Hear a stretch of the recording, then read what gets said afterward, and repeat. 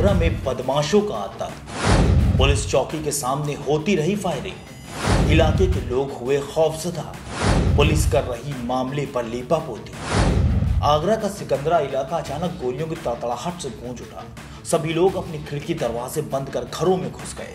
किसी को समझ ही नहीं आ रहा था आखिर ये हो क्या रहा है।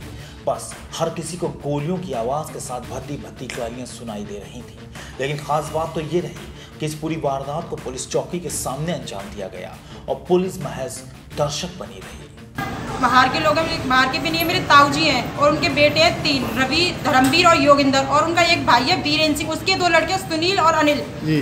7 लोगों ने आके मेरे घर पे हमला किया। सबसे पहले योगिंदर आया था और अज्ञात भी लेके आया, रिकॉर्डिंग है हमारे पास, सब चेक कर सकते हैं। सबसे पहले योगिंदर आया था, उसने आके चदरें तोड़ी हैं, उसको आके बैठ के उसने गाली गलौज किया। हम लोगों से भी इतनी गंदी गंदी गालियां दी कि हमें देने में भी शर्म आ रही है। उसके बाद फिर राजवीरी देवी और उसका पति बलवीर सिंह वो अपने दोनों लड़कों के साथ अब 20 बाहर के अज्ञात लोगों को लेके आया और फिर चदरा तोड़िया, फिर से हमारे घर पे हमला किया, ईंट पत्थर फेंके, पूरे चीजें तोड़ दिए। सब लोगों को चोटें भी आई हैं, लेकिन कोई भी प्रशासन से नहीं सुनता है। दरअसल ये मामला आगरा के सिकंदरा थाना इलाके के रुनकता पुलिस चौकी के सामने का है, जहां गुड्डू चौधरी की दुकान है।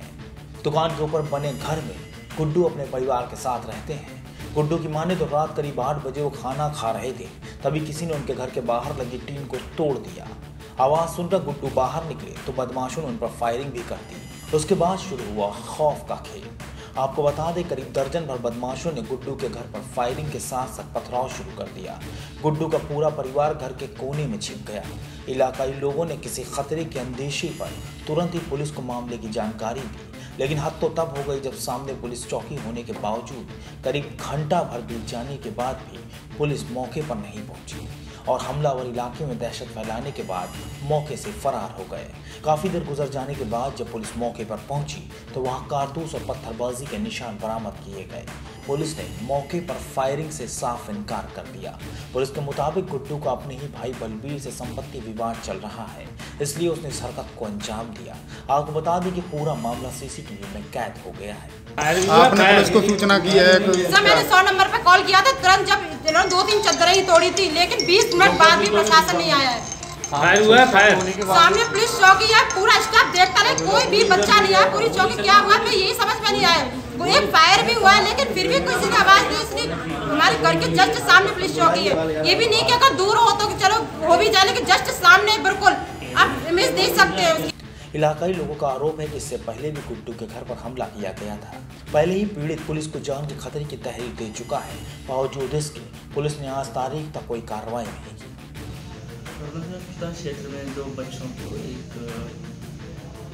प्रॉपर्टी को लेकर एक विवाद था, जिसके लिए बाद में यहाँ पर प्रिवेंटिव एक्शन लिया जा चुका था।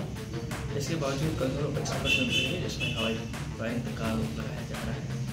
इसके संबंध में दोनों बच्चों की तरफ से दलील लेकर के मुकदमा दर्ज कर लिया गया है और सत्यता के आधार पर आगे की कार्रवाई कर दोषियों को पुलिस करेगा। तो इस मामले में कोई सीसीटीवी फुटेज भी सामने आया जिसमें एक पक्ष जितने भी साथ सामने आए हैं सभी को संकलित कर उनको कार्रवाई की जाएगी। हमला गुड्डू के घर पर हुआ था, बावजूद इसके पुलिस ने दोनों पक्षों की तहरीर लेकर दोनों पर ही मुकदमा दर्ज कर दिया। मतलब ये कि आप पीड़ित भी हों तो क्या हुआ, पुलिस वही करेगी जो उसका मन करेगा। अब देखने वाली बात तो ये होगी कि इस पूरे मामले में आरोपी के खिलाफ क्या कार्रवाई होती है। आगरा से NDTV भारत के लिए राज ठाकुर की रिपोर्ट। देश दुनिया की ताज़ा तरीन खबरों से रूबरू होने के लिए सब्सक्राइब कीजिए आपका अपना चैनल NDTV भारत।